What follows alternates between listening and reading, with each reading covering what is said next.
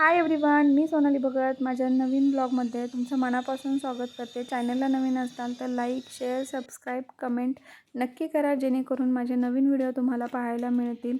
पावसाळा चालू झाला की प्रत्येकाला आपली बाल्कनी ही मेकओव्हर करायची असते, कारण खरंच या झाडांकडे पाहिलं ना आपलं माइंड एकदम पीसफुल होऊन जातं। तुम्ही घर तर खूप मोठं बांधता, पण खरं सांगू का, या घरामध्ये ना एक कॉर्नर असा हवा की तो स्पेशली फक्त झाडांसाठी हवा। आणि त्या झाडांकडे पाहिलं ना आपल्यालाही खूप शांत आणि मनसोक्त असं त्या झाडांकडे पाहत बसावं असं वाटणार आहे। कोणा झाडांचा असला पाहिजे। आता ही झाडं लावताना आपण कशा पद्धतीची असावीत किंवा त्यासाठी आपण काय काय केलं पाहिजे हे मी आज सगळं या व्हिडिओमधून तुम्हाला सांगणार आहे। पहिली गोष्ट म्हणजे झाडं तुम्ही कोणत्या प्रकारची घेताय, आउटडोर की इनडोर? कारण नर्सरीमध्ये गेले की पहिला क्वेश्चन आपल्याला हाच असतो, तुम्हाला झाडं कोणती पाहिजे आहेत, इनडोर की आउटडोर? आता जर तुम्ही झाडं इनडोर निवडत असाल तर त्या झाडांसाठी सनलाईट ही खूप कमी प्रमाणात लागते, त्यामुळे ती झाडं चांगल्या पद्धतीने ग्रो होतात आणि घरामध्ये ती झाडं खूप अट्रॅक्टिव्ह दिसतात। जसं की आपण कोपऱ्यांमध्ये, टी व्ही युनिट, टेबलवरती कुठेही ठेवण्यासाठी या झाडांचा यूज करू शकतो। जसं की money plant, snake plant, Z plant, spider plant, areca palm, कोरफड, लकी बांबू, त्याचबरोबर झी green, fern, peace lily, spider, cast iron plant यांसारखी जी झाडं आहेत ना, यांना खूप कमी सनलाईट लागते आणि ही चांगल्या पद्धतीने घरामध्ये ग्रो होतात। त्याचबरोबर घराची शोभाही वाढवण्याचं काम ही झाडं करत असतात।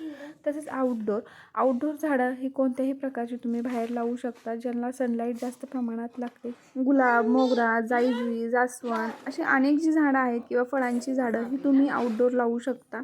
सेकंड गोष्ट आपली ही राहणार आहे की तुम्ही कुंड्या कोणत्या प्रकारच्या निवडतात। आता कुंड्या निवडतानाही आपण व्यवस्थित काळजी घेतली पाहिजे। सिमेंटची असते, प्लास्टिकची असते किंवा सिरॅमिकची, अशा 3 प्रकारच्या कुंड्या असतात। आता झाडाच्या साईजनुसारच आपण कुंड्याही निवडल्या पाहिजेत।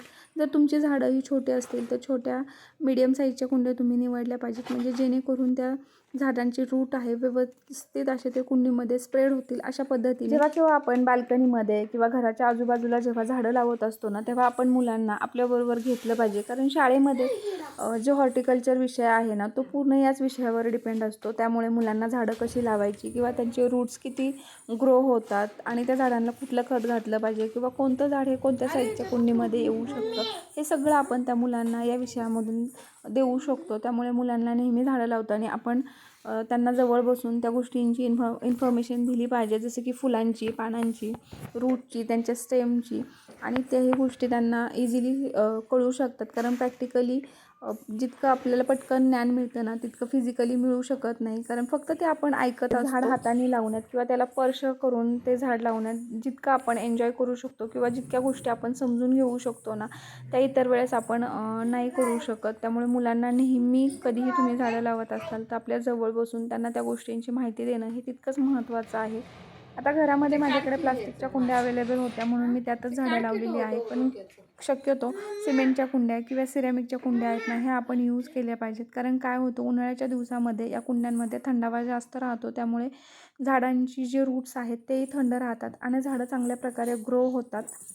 आता कुंडीमध्ये झाडं लावत असताना माती खूप महत्त्वाची असते आणि मातीमध्ये आपण असे काही जे घटक आहेत ते मिक्स केले पाहिजे, जेणेकरून त्या झाडाच्या मुळाशी बुरशी येत नाही आणि झाडाचे जे रूट्स आहेत ते सडत नाहीत। आता पहिली गोष्ट म्हणजे त्या झाडाच्या मातीमध्ये आपण कोको पावडर किंवा हळद, कापूर, शेणखत यांसारखे जे घटक आहेत ना ते मिक्स केले पाहिजेत, वाळू।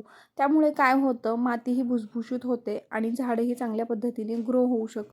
आता ही कोको पावडर तुमच्याकडे नसेल तर तुम्ही नारळाचे जे आपण नारळ सोलल्यानंतर जे काही त्याची शेंडी निघली जाते त्याचे बारीक बारीक तुकडे करून आपण झाडांच्या मातीमध्ये मिक्स करू शकतो, कारण या सगळ्या गोष्टींमध्ये खूप साऱ्या मोठ्या प्रमाणात पोषक घटक असतात, जे की झाडांच्या मुळांसाठी खूप फायद्याचे ठरतात। झाडांचा पालापाचोळा किंवा किचनमधल्या शिल्लक राहिलेल्या भाज्यांचे जे देठ असतात किंवा साली असतात, फळांच्या साली असतात, ह्या सगळ्यांचे आपण जर बारीक बारीक तुकडे केले आणि ते मातीमध्ये जर मिक्स केले ना, त्याच्यापासून एक चांगल्या प्रकारचं कंपोस्ट खत तयार केलं जातं आणि या भाजीपाल्यामध्ये भरपूर मोठ्या प्रमाणामध्ये आहे ना हवे ते घटक त्या मातीमधून आपल्या झाडांना मिळू शकतात। त्यामुळे झाडं ना चांगल्या पद्धतीने ग्रो होतात। मार्केटमध्येही अशी काही बरेच जी औषधं आहेत तुम्ही तीही यूज करू शकता, जशी की ऑर्गॅनिक खतं आहेत तीही मातीमध्ये मिक्स करू आता आपला चौथा महत्त्वाचा पॉईंट आहे तो म्हणजे तुम्ही झाडांना पाणी कधी आणि केव्हा देता. झाडांना शक्यतो मॉर्निंगला किंवा इव्हिनिंगला पाणी दिलं पाहिजे. दुपारचं तुम्ही झाडांना पाणी देत असताल तर झाडांची जी रूट्स आहेत ना ती खराब होण्याची शक्यता जास्त असते आणि त्यातून तो उन्हाळ्यामध्ये आपण इव्हिनिंगला किंवा मॉर्निंगला झाडांना पाणी घातलं पाहिजे. जर सनलाईट त्या झाडांवरती पूर्ण फोकस करत असेल दुपारची तर ते झाडांची माती आहे ती गरम होते. आता जर प्लास्टिकची कुंडी असेल त्यातच तर ते पाणी गरम होऊ शकतं तुम्ही घातल्यानंतर, कारण ऑलरेडी माती गरम झालेली असते आणि त्यामुळे झाडांची जी रूट्स आहेत ना ते डॅमेज होऊ शकतात.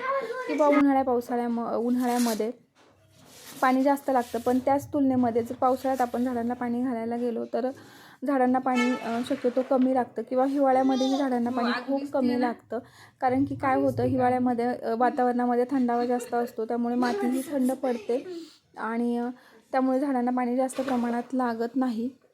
आपला पाचवा महत्त्वाचा पॉईंट आहे तो म्हणजे झाडांना तुम्ही खत कशा पद्धतीने घालता. 15 दिवसाला किंवा महिन्याला, आठवड्याला तुम्ही झाडांची जी माती आहे ना ती सैल केली पाहिजे आणि त्याच्या थ्रू तुम्ही काय झाडांना जे खत घालायचे ते घातलं पाहिजे. महिन्यातून एकदा तरी शेणखत हे आवर्जून त्या झाडांना घातलं पाहिजे, जेणेकरून काय होतं आतली माती ही भुसभुशीत होते आणि मुळांना हवं ते घटक मिळत जातात आणि आपलं झाडही चांगल्या पद्धतीने ग्रो होतं. आणि शक्यतो हिवाळा किंवा पावसाळ्याच्या सुरुवातीला आपण झाडांची थोडीफार कटिंग ही केली पाहिजे, जेणेकरून पावसाळ्यामध्ये झाडं चांगल्या पद्धतीने ग्रो होतात आणि त्याला जी फुलं किंवा फळं आहेत ते जास्त प्रमाणात येण्याचे चान्सेस असतात.